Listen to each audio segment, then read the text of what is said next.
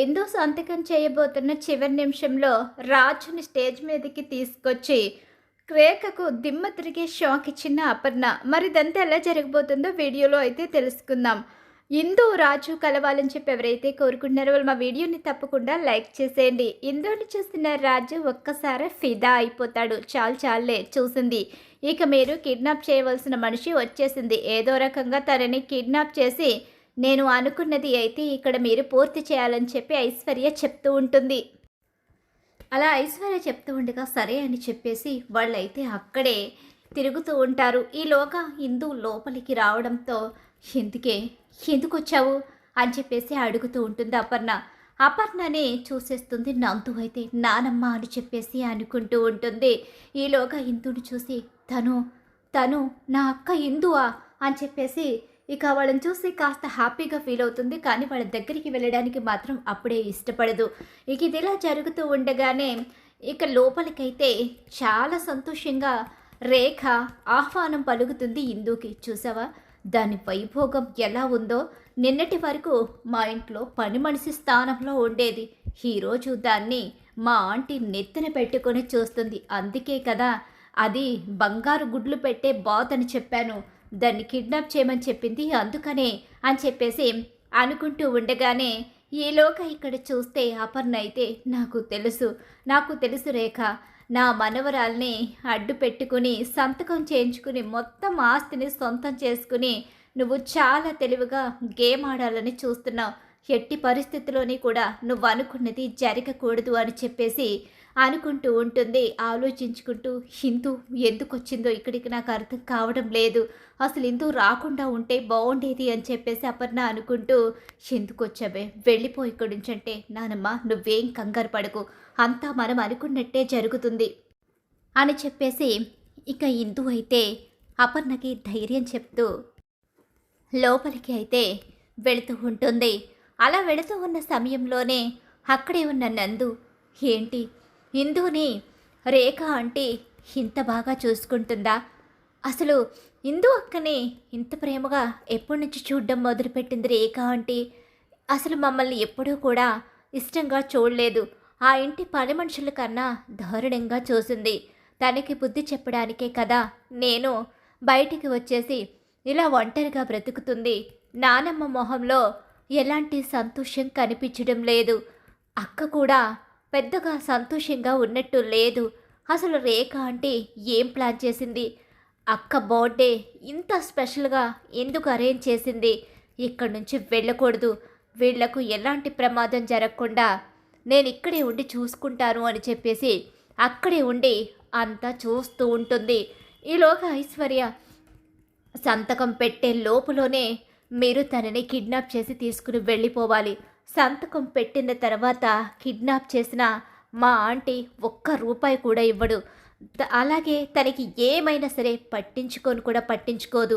అందుకనే సంతకం చెయ్యకముందే మీరు ఎలాగైనా సరే దాన్ని కిడ్నాప్ చేయాలి అని చెప్పేసి చెప్తూ ఉంటుంది ఐశ్వర్య. మా ప్లాన్ మేము చేసుకుంటున్నాం, మీరు పదే పదే గుర్తుకు చేస్తే మేము చేసిన ప్లాన్ మర్చిపోతాం. అందుకనే మీరు పదే పదే మా పక్కన నిలబడకండి. మళ్ళీ మీ మీద మా మీద కూడా అనుమానం వస్తుంది. మా పని మమ్మల్ని ప్రశాంతంగా చేసుకోనివ్వండి అని రాజు అంటూ ఉంటాడు. ఈలోగా ఇక అందరూ చూస్తూ ఉండగానే బర్త్డేని చాలా స్పెషల్గా ఇక చాలా బాగా సెలబ్రేషన్ అయితే చేస్తూ ఉంటుంది. హిందూ చేత కేక్ కటింగ్ చేయిస్తుంది. అంతా కూడా బాగానే జరుగుతుంది. అసలు ఇదంతా ఏంటో నందుకు అస్సలు అర్థం కాదు. ఒకప్పుడు రాక్షసుల వాళ్ళ జీవితాలతో ఆడుకున్న రేఖ అసలు ఎందుకు ఇలా చేస్తుంది అని చెప్పి అయోమయం పరిస్థితిలో ఉండిపోతుంది నందు. అయితే ఇక్కడ చూస్తే ఇక ఒక పక్క సుభాషు అపర్ణ ఇద్దరు కూడా చూసారండి మన హిందూని ఎలా తన వైపు తిప్పుకొని సంతకం చేయించుకోవడానికి ఎలా చూస్తుందో. తను ఇన్ని రోజులు ఎలా ఉందో హిందూ మర్చిపోయింది అనుకుంటుంది. అసలు తన ప్రవర్తనలో ఒక్కసారే మార్పు వచ్చేసినంత మాత్రాన తను మంచిదని ఎలా నమ్ముతారు, అసలు ఎలా అనుకుంటారో ఇదంతా. నువ్వు కంగారు పడుకు అపర్ణ, ఖచ్చితంగా హిందూ అయితే సంతకం చేయదు. ఏదో ఒకటి జరుగుతుంది. భగవంతుడు ఏదో ఒక రూపంలో ఖచ్చితంగా ఇక్కడ తను సంతకం చేయకుండా అడ్డుకునే ప్రయత్నం చేస్తాడు. ఇందూకి ఒక తోడు దొరుకుతుంది. ఇందూకి బలం పెరుగుతుంది. ఖచ్చితంగా ఆ రేఖకి ఇక్కడ పెద్ద షాకే ఎదురవబోతుంది. నా మనసు ఎందుకో మన వాళ్ళు ఇంకా ఇక్కడ ఎవరో ఉన్నారని అనిపిస్తుంది. కానీ వాళ్ళెవరో ఏంటో గుర్తుపట్టలేని పరిస్థితిలో మనం ఉన్నాము. కానీ మన చుట్టూ ఇంకా మన వాళ్ళు ఉన్నారు. వాళ్ళని మనల్ని వాళ్ళు గుర్తుపట్టలేకపోతున్నారు అని చెప్పేసి అనుకుంటూ ఉండగానే ఈలోగా హిందూ తన నానమ్మ దగ్గరికి అయితే వస్తుంది. అలా వచ్చేసరికి హిందూ ఏంటే అక్కడ సెలబ్రేషన్స్ కూడా అయిపోతున్నాయి. నెక్స్ట్ ఇంకా నీ చేత సంతకం చేయించుకోవడమే ఉంటుంది. తను సంతకం చేయించేసుకుంటుంది. నువ్వు సంతకం చేస్తే ఎంతోమంది జీవితాలు నాశనం అయిపోతాయి. ఇక్కడ చుట్టుపక్కల చూసావా, ఇక్కడికి వచ్చిన ప్రతి ఒక్కరూ ఎవరనుకుంటున్నావు? ఎవరు నానమ్మ? వాళ్ళు అప్పులు చేసిన వాళ్ళు. ఆ అప్పులు తీర్చడం కోసం వాళ్ళని ఇక్కడికి రప్పించి నీ నుంచి సంతకం చేయించుకున్న తర్వాత స్వరాజ్ గ్రూప్ ఆఫ్ ఇండస్ట్రీని తను సొంతం చేసుకుని ఆ కంపెనీకి ఎండి అయ్యి తను రాజ్యమేలాలి అనుకుంటుంది. ఈ అప్పులన్నీ తీర్చేసుకుని మొత్తం ఆస్తిని సొంతం చేసుకుని తనకి నచ్చినట్టుగా బ్రతకాలని అనుకుంటుంది. అది జరగకూడదు. అక్కడ ఎంప్లాయీస్ బ్రతుకులు నాశనం అయిపోతాయి. అసలు ఎట్టి పరిస్థితిలోని కూడా తను కోరుకున్నదైతే జరగకూడదు అని చెప్పేసి అనుకుంటూ చెప్తూ ఉంటుంది. ఈలోగా రాజు లక్కి ఇద్దరు కూడా అక్కడ కనిపిస్తారు. ఇక ఇందుకి రాజు లక్కి కనిపించేసరికి పదరా మన పని మనం చూసుకోవాలి, డ్రింక్ తీసుకుంటారా మేడం అని చెప్పి అడిగేసరికి వద్దని చెప్తుంది. వాళ్ళు వెళ్ళిపోవడానికి ట్రై చేస్తూ ఉంటారు. అలా తప్పించుకోవడానికి ప్రయత్నిస్తూ ఉండగానే ఆగండి, ఎవరు మీరు? మిమ్మల్ని ఎక్కడో చూసినట్టుందే, ఈ వాయిస్ ఎక్కడో విన్నట్టుందే అంటూ హిందూ అయితే వాళ్ళని ఆపే ప్రయత్నం చేస్తూ ఉంటుంది. ఈలోగానే అక్కడికి అపర్ణ వస్తుంది. అపర్ణ రాజు కళ్ళల్లోకి సూటిగా చూస్తుంది. చూసి నువ్వు నువ్వు నువ్వు అని చెప్పేసి అంటూ ఉండగానే అమ్మో వీళ్ళందరికీ ఇప్పుడు మనం దొరికిపోయి బుక్ అయిపోయేలా ఉన్నాం అని చెప్పేసి అనుకుంటూ ఉండగానే ఈలోగా ఐశ్వర్య వచ్చి ఏంటి ఇక్కడున్నారేంటి, ఆంటీ పిలుస్తుంది రండి అని చెప్పేసి అక్కడి నుంచి వాళ్ళను డైవర్ట్ చేయడానికి పక్కకి తీసుకుని వెళ్ళిపోతుంది. ఏంటి అసలు ఇక్కడ ఏం జరుగుతుందో నాకు అర్థం కావడం లేదేంటి అని చెప్పేసి నందు అనుకుంటూ ఉంటుంది. ఈలోగానే ఇక అక్కడ తన కొడుకు కళ్ళని చూసిన అపర్ణ ఖచ్చితంగా తను తను తను నా నా మనవడే, వాడి కళ్ళు నేను చూశాను, వాడు అచ్చం రాజులాగే ఉన్నాడు, నేను చూశాను. కానీ తను ఎక్కడున్నాడు? అసలు తను ఇక్కడికి వస్తే మమ్మల్ని ఎందుకు గుర్తుపట్టలేదు?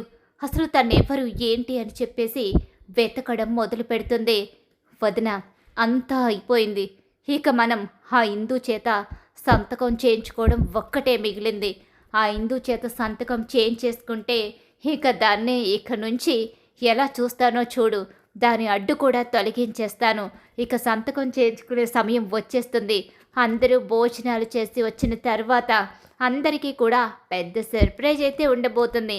మనకైతే ఇన్నాళ్ళుగా ఎదురు చూస్తున్న కళ నెరవేరబోతుంది అని చెప్పేసి అనుకుంటూ భోజనాలు అయిపోయేంత వరకు అలా ఎదురు చూస్తూ ఉంటుంది. ఇక నందు మాత్రం అక్కడి నుంచి అస్సలు కదలదు. తన అక్కని, తన నానమ్మని, తాతయ్యని చూసుకుంటూ అలా అక్కడే ఉండిపోతుంది. అసలు ఏం జరుగుతుందో అర్థం కాని పరిస్థితిలో అయితే మాత్రం స్వాతి అక్క నువ్వు ఏదో చెప్పావు, ఇక్కడ ఇంకేదో జరుగుతుంది, కిడ్నాప్ అన్నావు అదన్నావు, ఇక్కడ చూస్తే సంతకం చేసే టైం అయితే వచ్చేస్తుంది, ఇక సంతకం చేస్తే అంతా అయిపోతుందని ఆల్రెడీ నానమ్మ నీకు పదే పదే చెప్తూనే ఉంది. ఇప్పుడు కనుక నువ్వు సంతకం చేసేస్తే ఆస్తంతా వాళ్లకు వెళ్ళిపోతుంది. ఇక అప్పుడు నిన్ను అలాగే నానమ్మని తాతయ్యని ఆ ఇంట్లో కూడా ఉండనివ్వరు. ఆ విషయం నీకు కూడా తెలుసు కదా. ఇప్పుడు మరి ఏం చేద్దాం అనుకుంటున్నావు? అసలు ఏం ప్లాన్ వేసావక్క? నువ్వు ఎలా కిడ్నాప్ అవుతామనుకుంటున్నావు? నాకైతే ఏమీ అర్థం కావడం లేదక్క అని చెప్పేసి అంటూ ఉండగానే ఇక ఇందు అయితే ధైర్యంగా ఎదుర్కోవడానికే సిద్ధపడుతుంది. అక్కడ మాత్రం సిచ్యువేషన్లు రకరకాలుగా మారిపోతూ ఉంటాయి. చుట్టూ ఇందుకు తన వాళ్ళు ఉన్నా కానీ తన వాళ్ళను గుర్తుపట్టలేని పరిస్థితి, ఒకరిది అర్థం కాని అయోమయం పరిస్థితి. నందు మాత్రమే ఇందుని గుర్తుపడుతుంది కానీ ఇందుకి నందు గురించి తెలియదు. ఎందుకంటే అపర్ణని చూసింది కాబట్టి నందు అక్కడ ఇందుని గుర్తుపడుతుంది. కానీ ఇక నందు ఎదిగిన తర్వాత ఎలా ఉంటుందన్నది ఇందు గుర్తుపట్టలేని పరిస్థితిలో ఉండడంతో అక్కడ అయోమయం పరిస్థితి అయితే ఏర్పడుతుంది. ఇందు, ఇక అంతా అయిపోయింది కదా! ఈసారి నువ్వు డాక్యుమెంట్స్ మీద సంతకం పెట్టాల్సిన సమయం అయితే వచ్చేసింది.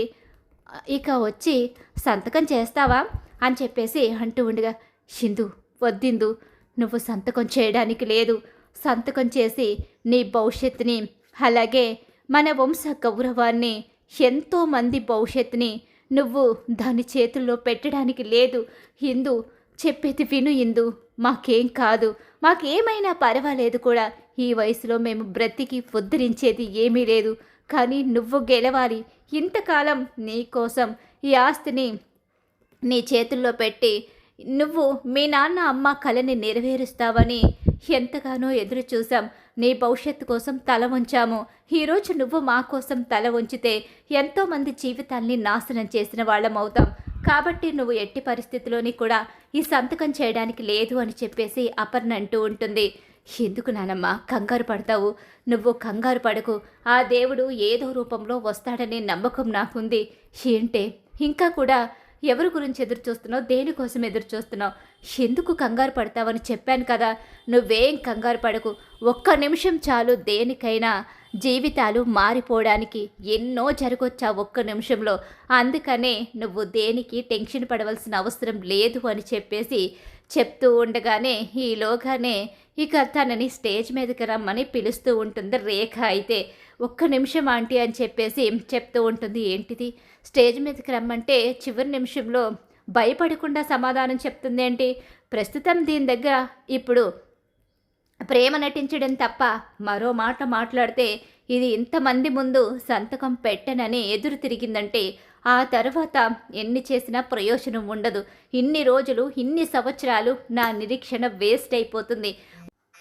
ఒక్క సంతకం దీని చేత చేయించుకుంటే అప్పుడు నేను అనుకున్నది అనుకున్నట్టు జరిగి మా అమ్మ చావుకి, మా అన్న చావుకి అర్థం ఉంటుంది.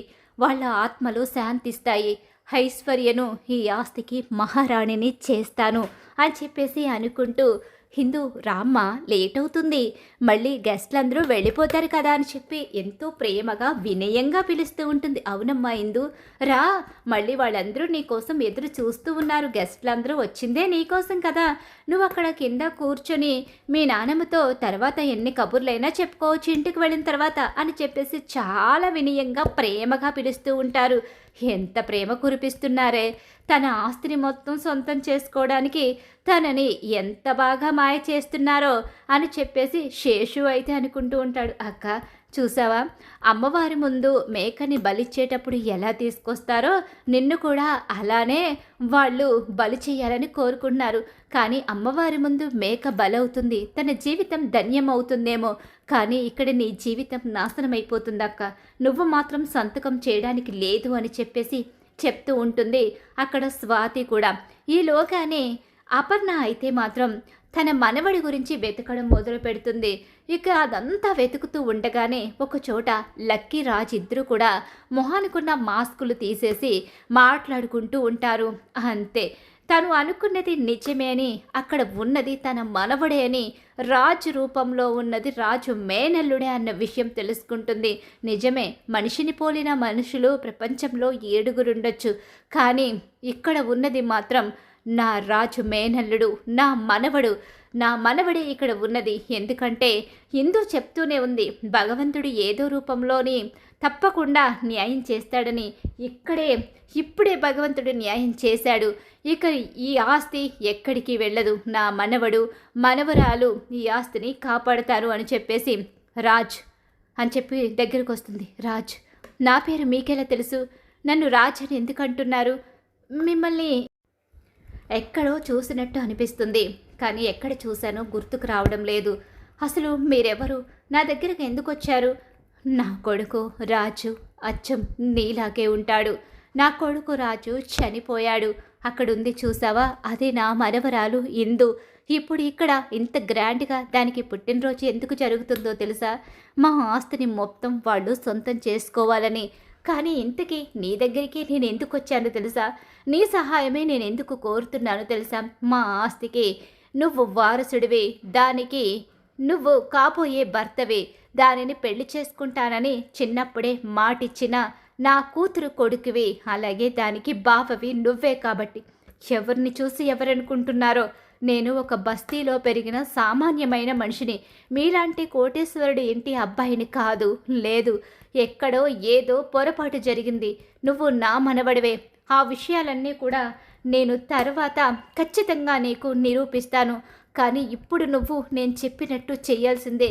మా జీవితాల్ని కాపాడే దేవుడివి నువ్వే అని, ఆ దేవుడు చూపించిన దారి కూడా నువ్వే అని మాకు అర్థమవుతుంది. అందుకు నేను తీసుకువెళ్తాను ఆ స్టేజ్ మీదకి. నువ్వు గతం గుర్తున్నట్టుగానే వాళ్ళ ముందు నువ్వు నమ్మించి మాట్లాడాలి. నువ్వు మరో మాట మాట్లాడడానికి లేదు. మేము చెప్పినట్టు చెయ్యి బాబు. కోట్ల ఆస్తి చేజారిపోతుంది. ఆ ఆస్తి చేజారిపోతే రేపొద్దున ఎంతోమంది భవిష్యత్తులు నాశనమైపోతాయి. రేపన్న రోజు నీకు గతం తెలిస్తే అప్పుడు మేమెవరో నీకు అర్థమవుతుంది. అంతవరకు ఈ ఆస్తిని కాపాడుకునే బాధ్యత నీది, ఇందూది అని చెప్పి అంటూ కానీ, కోట్ల ఆస్త అయితే ఆవిడ చెప్పినట్టు చేసేద్దాం. ఆ తర్వాత మనం ఉన్నో కాదో తర్వాత చూద్దాం. ముందైతే ఆవిడ చెప్పిన పని చేసేస్తే బాగుంటుంది. ఈ ఇందూని కిడ్నాప్ చేస్తే ఏమొస్తుంది? గట్టిగా వస్తే లక్షల్లో వస్తుంది. అదే ఇందూ పక్కన భర్తగా నిలబడితే కోట్ల ఆస్తి వస్తుంది. ఇక ఆ పెద్ద ఆవిడ చెప్తుంది కదా, చెప్తున్నట్టే చేసేద్దామని చెప్పేసి ఇక ఏం మాట్లాడకుండా అక్కడ స్టేజ్ మీదకి వెళ్ళడానికి సిద్ధపడతాడు. ఈలోగానే సంతకం చేయమని చెప్పి డాక్యుమెంట్స్ అవి రెడీ చేసుకుంటుంది. అసలు నానమ్మ తనతో మాట్లాడుతుందేంటి? తను తను ఎవరు? అసలు అతన్ని నానమ్మ ఎందుకు తీసుకువెళ్తుంది? అసలు తనకి మా కుటుంబానికి సంబంధం ఏంటి అని చెప్పేసి అనుకుంటుంది. ఎందుకంటే తన పెదనాన్న ఎలా ఉంటాడో తెలియదు, అలాగే తన బావ ఎలా ఉంటాడో తెలియదు. అలా తెలియని పరిస్థితిలో పెరిగారు కాబట్టి తన ఫ్యామిలీ ఎలా ఉంటుందో తెలియని అయోమయం పరిస్థితిలో నందు ఉంటుంది కాబట్టి నందుకే కాదు ఇందుకి కూడా తన తండ్రి ఎలా ఉంటాడో తెలియకపోవడంతోనే రాజును చూసి తను గుర్తుపట్టలేకపోతుంది. ఇక అపర్ణ అయితే స్టేజ్ మీదకి రాజుని తీసుకువస్తుంది. ఈలోగా డాక్యుమెంట్స్ రెడీ చేసి సంతకం చేయమని చెప్పేసి రేఖ అయితే సంతకం చేయించడానికి అక్కడ ఇందుని సిద్ధం చేయిస్తుంది. ఇందు సంతకం చేసే చివరి నిమిషంలో అయినా ఏదో ఒకటి జరగబోతుందా అని చెప్పేసి ఖచ్చితంగా సంతకం చేయడానికి అటు ఇటు అనుమానిస్తూ తన తల్లి మాటలు గుర్తు చేసుకుని ధైర్యాన్ని పుణికిపుచ్చుకుని అక్కడ నిలబడి ఉంటుంది. అటు ఇటు చూస్తూ, ఏంటిందు నువ్వు? అవును, మర్చిపోయాను. నువ్వు చదువుకోలేదు కదా, సంతకం చేయలేవు కదా, వేలి ముద్రే వెయ్యాలి. నీకు వేలి ముద్ర తప్ప రాదు కదా. అయ్యో పాపం. ఏమండి, మీరెవ్వరూ ఏమీ అనుకోకండి. అమ్మా నాన్న చనిపోవడంతో వాళ్ళు చనిపోయారనే డిప్రెషన్లో ఉన్న మా అపర్ణ ఆంటీ పాపం మా ఇందుని చదివించలేకపోయింది. మేము ఎంత చెప్పినా మా ఆంటీ వినలేదు. ఇందుని చదువులేని అమ్మాయిగా మార్చేసింది అని చెప్పేసి తను చేసినట్టు కాకుండా అపర్ణ చేసినట్టు ఆ నిందని అపర్ణ మీదకి తోసేస్తుంది. ఆంటీ, చాలా తెలివైన దానివి నువ్వు. నాకు సంతకం పెట్టడం రాదనుకుంటున్నావు. మా నానమ్మ నన్ను చదివించలేదని నువ్వు చేసిన పనిని మా నానమ్మ మీదకు తోసేసి చాలా తెలివిగా తప్పించుకోవాలి అనుకుంటున్నావు. కానీ అది జరగదు. ఎందుకంటే మా నానమ్మ నన్ను చదివించింది, నేను సంతకం చెయ్యగలరు అని చెప్పేసి ఇక అనుకుంటూ ఉంటుంది. ఇందు అయితే ఈలోగా హిందూ చేతికి పెన్ ఇస్తూ ఉంటుంది. ఆ పెన్ ఇందు తీసుకుని సంతకం చేయడానికైతే సిద్ధపడుతూ ఉంటుంది. ఆగు ఇందు అంటూ అక్కడికి రాజుని తీసుకుని వస్తుంది స్టేజ్ మీదకి. రాజుని చూడకూడదు అపర్ణ అని చెప్పేసి రాజుని అక్కడి నుంచి పంపించేసిన రేఖ షాక్ అయిపోయి ఉండిపోతుంది. రాజుని అపర్ణ తీసుకురావడంతో, హిందూ, ఇంతకాలం నువ్వు ఒంటరి దానివి అని మేము భయపడ్డాము, బాధపడ్డాము. ఇప్పుడు ఈ సంతకం చేసేస్తే ఈ ఆస్తి అంతా రేఖ పేరు మీదకి వెళ్ళిపోతుంది. ఈ ఆస్తిని అనుభవించే హక్కు నీకు, ఇదిగో వీడికి ఉంది. వీడు ఎవరో కాదు, నా మనవడు. అలాగే మీ నాన్నకి మేనల్లుడు. నీకు బావ చిన్నప్పుడే నిన్ను పెళ్లి చేసుకుంటానని చాలా సంతోషంగా నీకు పేరు పెట్టేటప్పుడు కూడా నీ చుట్టూ అన్నప్రసన్నప్పుడు నిన్ను చూసుకుని ఎంతగానో మురిసిపోయినవాడు వీడు. వీడు బ్రతికే ఉన్నాడు. మన కోసమే వీడు బ్రతికి తిరిగి వచ్చాడు. వీడు నా మనవడు. అచ్చం మీ నాన్న ఇలానే ఉండేవాడు అని చెప్పేసి అంటూ ఉండగానే, ఏంటి, ఎవరినో తీసుకొచ్చి నువ్వు నీ మనవడని పరిచయం చేస్తే ఇక్కడ నమ్మడానికి ఎవ్వరూ సిద్ధంగా లేరు. ఏంట్రా, నువ్వు నా మనవడివా కాదా? నువ్వు నా వారసత్వానివా కాదా? నా కూతురు కొడుకువే కదా నువ్వు అని చెప్పేసి అంటూ ఉండగానే, అవును అవును అమ్మమ్మ. నేను నీ కూతురి కొడుకునే. నేను గతాన్ని మర్చిపోయాను. అందుకే నేను నన్ను పెంచిన వాళ్ళే నన్ను కన్నవాళ్ళు అనుకున్నాను.